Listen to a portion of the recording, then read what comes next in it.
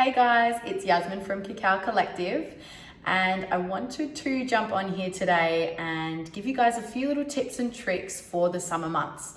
So some of you may or may not know, but cacao has a melting point of 31 degrees, and during summer, particularly in Australia, the weather does get pretty hot and it does exceed 31 degrees in majority of the days through the peak of summer. So some of you are going to get your orders, and this is rare, but sometimes it does happen where your postie might put your cacao in the sunlight, or your parcel might be at your door for quite some time before you can get to it.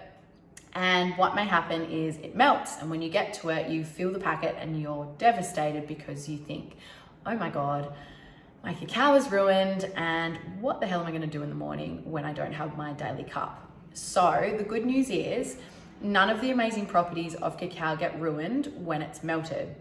And all you need to do is put it in the fridge, let it set, and then take it out and chop it up again. So obviously it's not the most ideal situation, but the good news is you're going to keep enjoying your cacao throughout the summer months without having to worry about your package being ruined. So I've got some here with me today. This is actually a block of cacao. This is what it looks like before it gets shaved.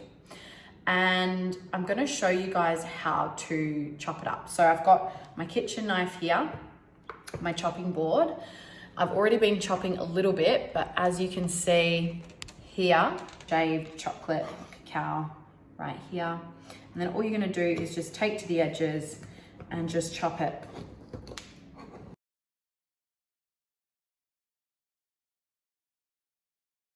And I really recommend chopping it all up in one go, packaging it up, putting it in a container, and then it's good to go for the rest of the month.